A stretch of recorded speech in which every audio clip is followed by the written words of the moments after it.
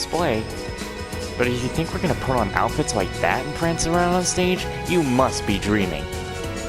Well, the outfits all depend on what kind of performance we put on. The clothes have to fit the mood and the music. Right, Crow? Phew, I'm spent. What if I use you as a pillow, Emma? What? Here? Have you no shame? I'm glad to see you all again. Your slack-jawed amazement says it all. Looks like this will be quite the crowd pleaser during its grand unveiling in Heimdall. Wait.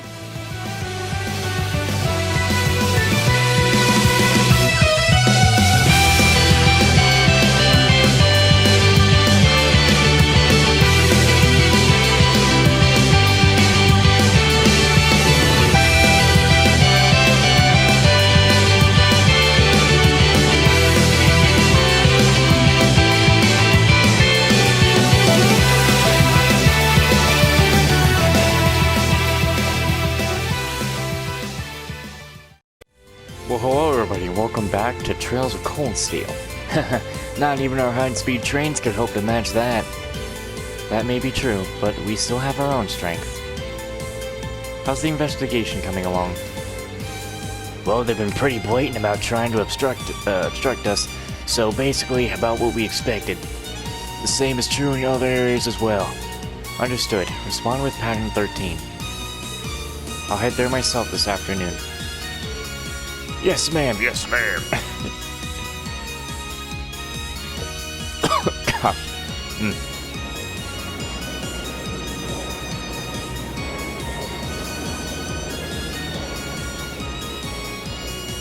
I mean, if this track is not a Trails in the Sky track, I'll be surprised. It feels like it's definitely for Trails in the Sky. My, what a spectacular sight! My brother told me all about it, but there's no substitute for seeing it soar through the skies. Simply beautiful. Yes, it really is. You're up there, aren't you, Rain?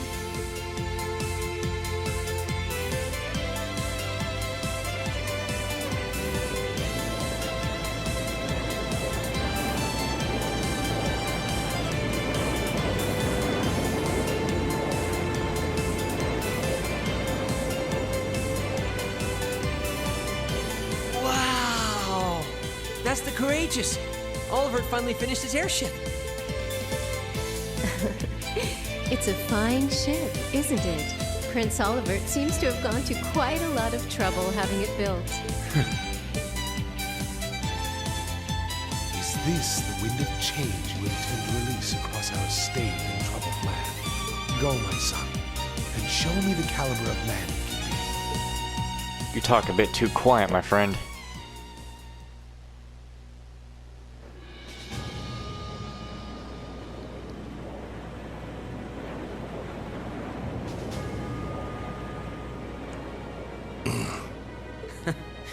Can you believe it's been almost 2 years already? And look at how far our debaucherous prince has managed to come. Partnering with Liberl to make a second Arcel-class airship, then cruising over the capital? I suppose that's one way to stick it to you for outmaneuvering him at the trade conference. Let him have his fun. I just get bad feelings from Osborne here. What was that about? Still, this was certainly an unexpected play on his part. What was that about? That band of students he likes to ship across the country have proven a never-ending source of entertainment. What was that flashback? But now, my dear Prince Oliver, we have reached a decisive point. The board has been prepared, every piece in its place. Can you turn the tides in your favor? I look forward to finding out. Yeah, and I think I wonder why I don't have good feelings about that guy.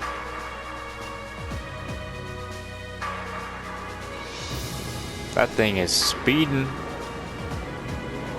They didn't need to do that. He just wanted to.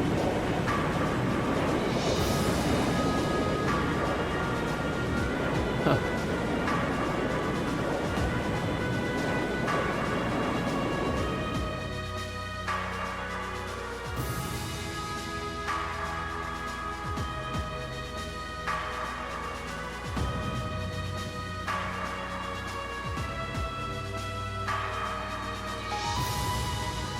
It's currently 10:02, and we have a north-northwesterly wind blowing in at a speed of 11 Arch. We've just passed through the Schwartz-Drake Barrier's airspace into the province of Nortia. Current speed is 3,050 SPH. We've reached full cruising velocity. Maintain current course and speed. Follow the Nortia main line, maintaining a distance of 200 Arch. Aye, aye, Captain. So this is what the bridge of a cruiser looks like. It's all kind of making my head spin. If I'm not mistaken, this ship is equipped with the SBN Foundation's latest information processing system. Huh, so you actually managed to get the Reinford Group, Central Factory, and the SBN Foundation to corroborate? I suppose you would be the most well-informed of matters of technology. It took the combined effort of countless supporters to take this airship from blueprint to beauty. I've caused a great many people no small amount of trouble gathering the technology and funds to build it. It's nice to know even princes have trouble with financing sometimes. Alas, it's true. I had to borrow quite a sum from a number of sources, the Emperor himself among them. But all my labors bore fruit, and we were able to build an airship that met all of my ideal specifications. At a length of 750 Arch. It's almost twice the size of the original. I completely forgot how they said it. And with its spouting 20 of ZCF's high-speed engines, it can achieve a top speed of roughly 3,000 SPH. Not quite as fast as the Arzel's 3,600 SPH, but the Courageous boosts high armor and interception compatibilities. Good grief, she's memorized all the specs already? Still, the more I hear about it, the more unbelievable it sounds. Sounds like he's compensating for something.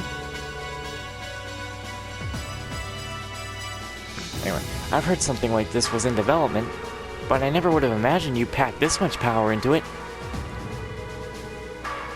Well, now we have a rough idea how extravagant this ship is, but what I don't understand is why my father's sitting in the captain's seat. He's not even part of the military. Unless, Father, did you actually enlist in the Imperial Army? I can understand why you must be perplexed. However, this ship isn't a part of any military force. Huh? So wait, is it officially regarded as property of the Imperial family? Precisely. I intend this ship to give wings to the third faction of sorts, unconnected to both the Imperial and Provincial armies. To that end, I could think of no finer captain than Viscount RZ. Well, that at least explains some of it. I see what you're getting at, yeah. The fastest airship in the Empire, captained by the Radiant Blade Master. Couldn't ask for a stronger deterrent than that. I'll say. Well, that's my hope anyway. About half of the crew here are loaned from my division, the 7th Armored. The rest are civilians representing a variety of nationalities and social classes. As for me, I'm here because I'm just that good at gathering information. They've also tasked me as the point man for keeping in touch with the guild and all its local branches. Makes sense to me.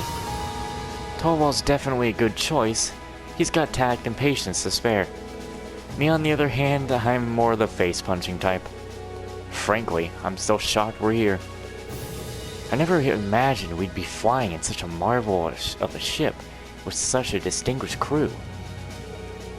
You've got me curious, though. Are you intending to tour the whole Empire like this? That's our plan, yes. The hope is that it might help. That's our plan, yes. The hope is that it might help assuage some of the tension that's been building across the nation. And if we happen to intimidate the Liberation Front while we're at it, all the better. Ah, that makes sense, considering they've got their own airship too.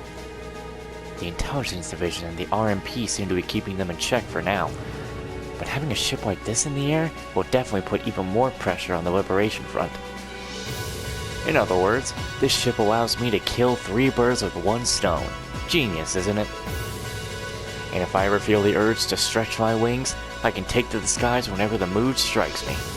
Perhaps one day, I'll even be able to put on a whatever is soaring in the skies above Heimdall. Recite Oscar was. Well, putting aside certain idiotic flights of fancy, at this speed it should take less than an hour to reach Ruhr. Feel free to make yourselves home while you're aboard. Aside from restricted areas like the engine room, you have the run of the ship. Go on and poke around a bit. Thank you very much, sir. Thanks. I think I'll take you up on that. And that's how we ended up flying to our destinations above the Empire's newest, most cutting-edge cruiser. But we didn't just sit and look out the windows, of course, since we had the captain's permission. We each set about exploring the courageous, seeing what this top-of-the-line airship had to offer.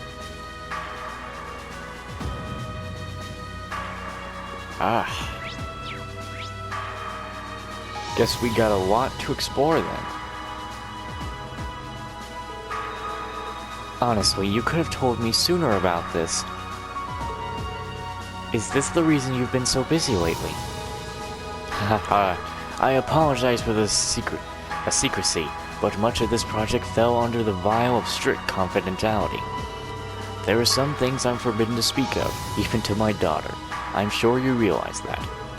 But...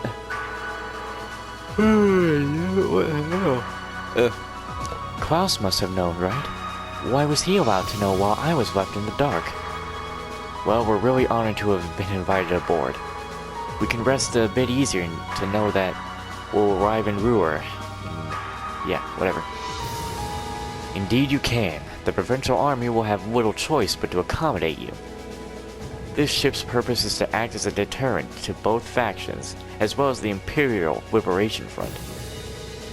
By doing that, we hope that the courageous will hold the old guard at bay long enough for something new to take root. I'm sure it will. They choose wisely in naming you captain. Still, I assume that's not this ship's only purpose. Well, true, building an airship this advanced seems excessive if all you're going to do is use it as a deterrent.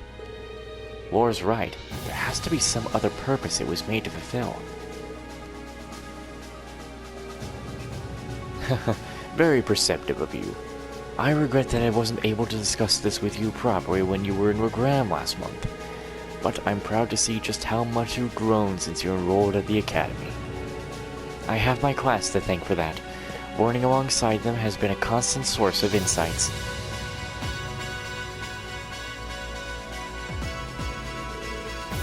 So tell me, Reen, how's she doing? Is Laura getting along with the other students? Huh?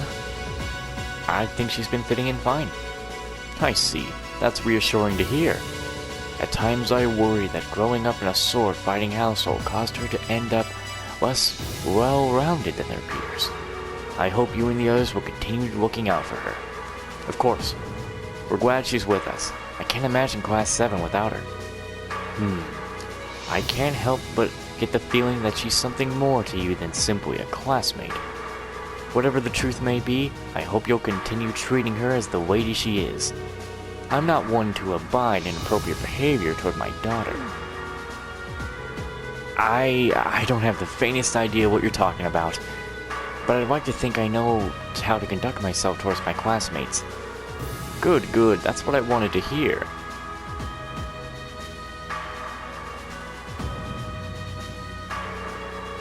What are the two of you going on about with all your whispering and your furtive glances? It's nothing you need concern yourself with, just a little discussion between men. You needn't worry, we'll be sure to get you to your field study safely. As a student of Thor's, I expect you to give it your utmost. Huh? He really does care about her. I need a quick drink, if you don't mind.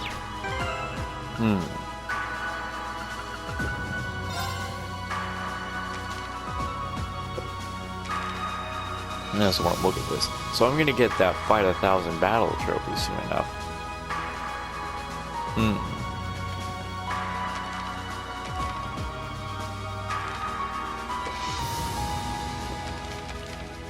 I've never even been able to read these. I just have the books, but oh my god.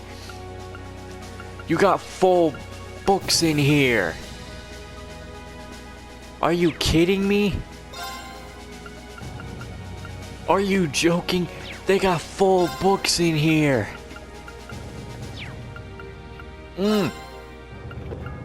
Why do you have full books in here? Oh my goodness. I can't believe they have full books in here. No wonder I can't just read them really quickly. That's ridiculous. Anyway. Everything on this airship is really cutting edge. Prince Oliver does love his surprises. First his return to Heimdall and the Arzel, and now this. I know that the captain's daughter will be coming on aboard, but seeing them talk is rather heartwarming. Please relax and leave the operation of the airship to us. The crew here are from a wide range of backgrounds, but we're all confident in our skills. I like the vibe here, really. Welcome to the Courageous Bridge. You might not believe it, but Helmsman Graf's especially good at his job. I'll notice even the slightest diversion in our course too, so no need to worry. Hey there, I'm Graft. I'm from the Imperial Army's Air Force. I have to say though, I've never seen a ship like this. And as if that wasn't enough to get excited about, I get to work under the Radiant Blade Master himself. If Prince Oliver wants to bring about the ideals of the Blade Master's the right guy to have in his corner. Safe to say I'm looking forward to seeing just what effect this airship has on the world. Engine room, can you hear me? We've reached maximum cruising speed. All green here on the bridge. Oh, hold on. Engine 4 is struggling a bit. Can you give it a look? Hello there, I'm Curtis, the radio officer. Is this your first time on the bridge of a military airship? Have you seen one? You've seen them all, really.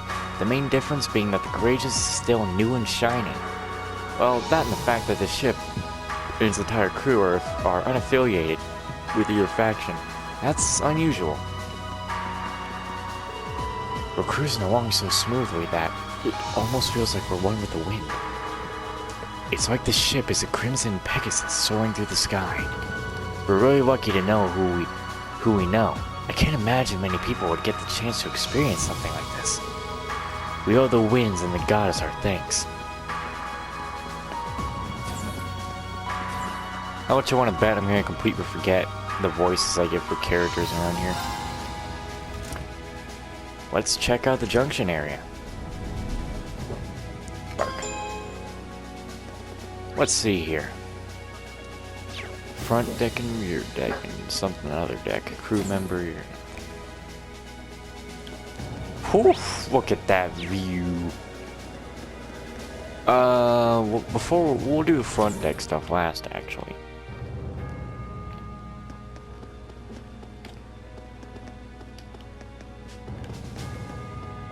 Every time he barks, I just give him a few taps.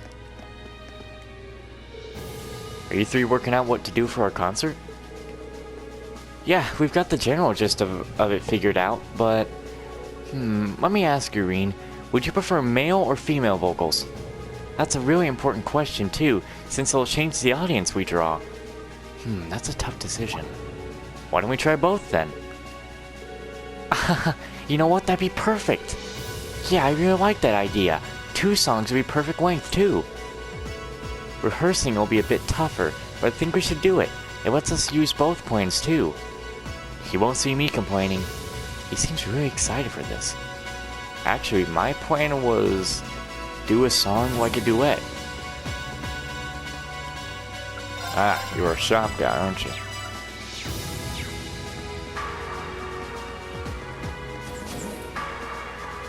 Looks like a place we rest.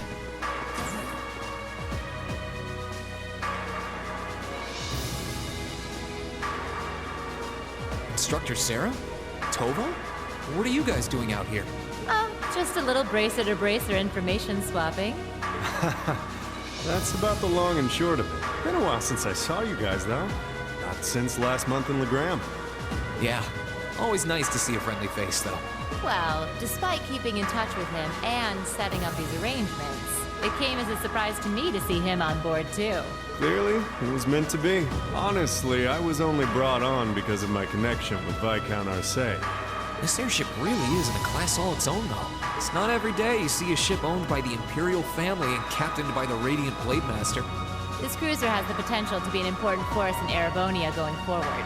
Without ties to the Imperial or Provincial armies, it can potentially keep both of them in check if needed. It might not be able to do that quite as well as a strong guild presence could, but it'll still help protect a lot of people. That's true. It still frustrates me how the guild used to be an institution here. And now we're just barely keeping the lights on. At least the Crossbell branch sends its people over to help us out when we need a hand. Wenzel's one thing, but we owe McLean so many favors, I've lost count. McLean. That's like... I remember that's one of my neighbors' last names. They actually lent us a car. McLean? Wait, are you talking about... Oh, yeah, I guess you would have heard of him. He's an A-rank bracer over at the Crossbell branch. A guy we used to work with named Wenzel works there now, too. I'm sure Lloyd worked with him. Wait, maybe we should back it up a bit. The guy we're talking about is Arios McLean, aka the Divine Blade of Wind. The name probably sounds familiar to you because he's also a practitioner of the 8 Leaves 1 Blade style. Yeah, that's who I was thinking of. I've never met him myself, but I heard a lot about him from my master. Actually really glad that the Crossbell games are coming to PS4, but I don't know if they were getting localized though. I think they're still getting localized. And if they are, I'll play them. Even if the old games look really old, I kind of still do want to play them. He mastered the school's second form. It sounds about as untouchable as anyone who holds the title of Divine Blade. Well, he's pretty damn strong, I'll give you that. Bailed me out of more tough spots than I'd like to admit. Speaking of, you know who else is a student of the 8 Leaves School? Cassius Bright. Estelle's father is also a practitioner? We were talking about him before, remember? He's the bracer who took command during that big incident 2 years ago.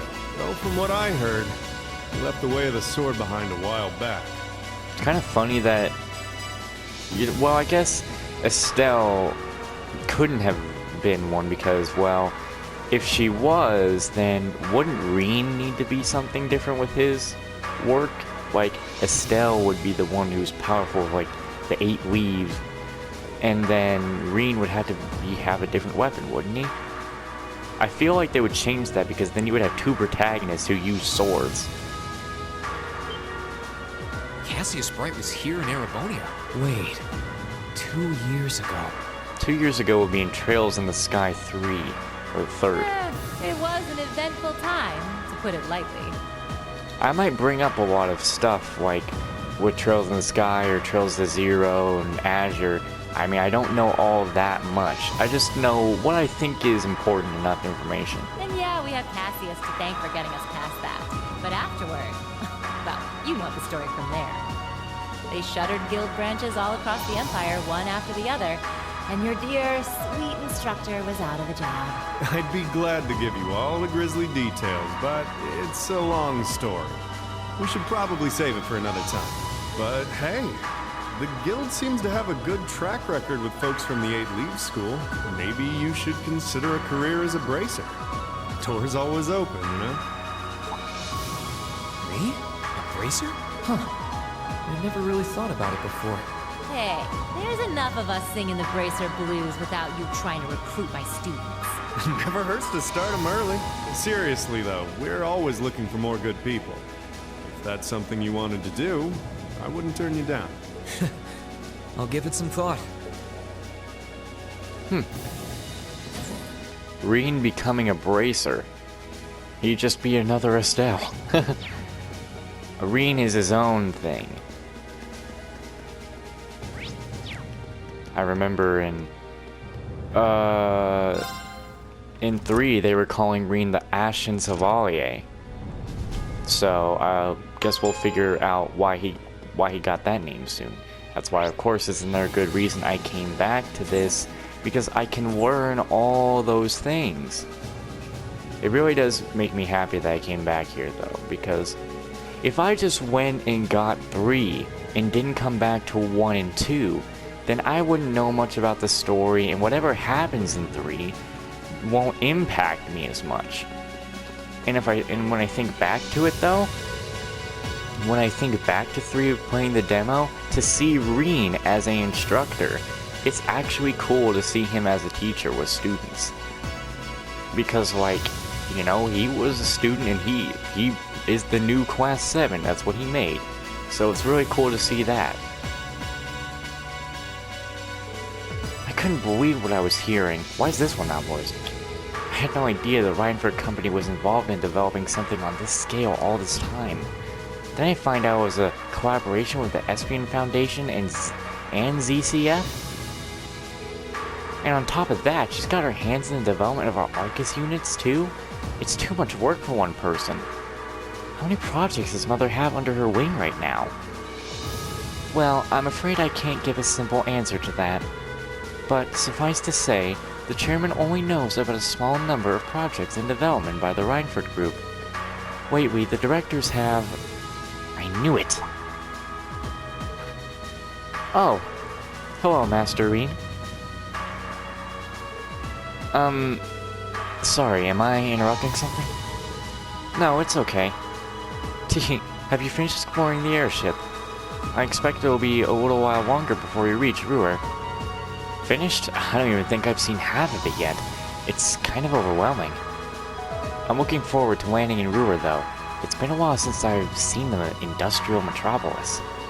It's not too far from my hometown, so I'd always hear about it in passing. Oh, that's right. You're from Ymir, so I guess you would then. You want a little refresher? I can bring you up to speed on all things Ruhr. Sure, why not? Ruhr used to be a factory town, but it grew into a hotspot for technology as a result of its steel and heavy industry.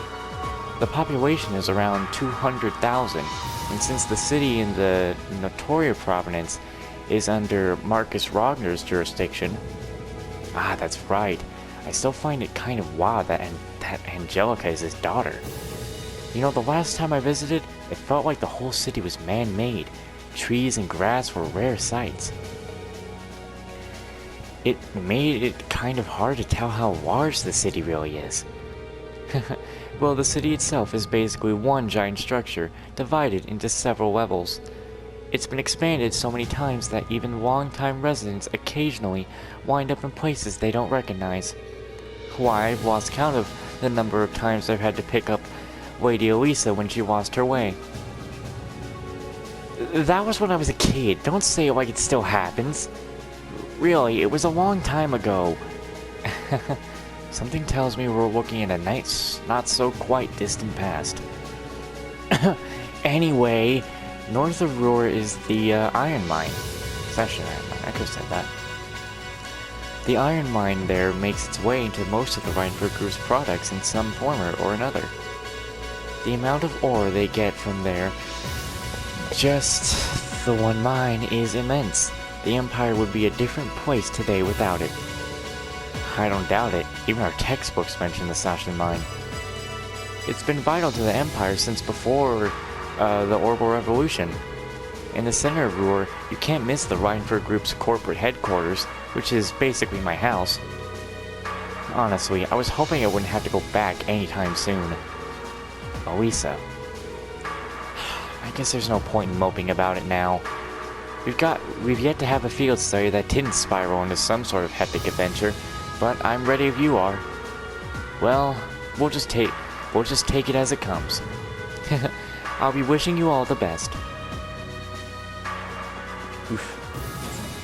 God damn it, what the fuck? Why do you need to bother me?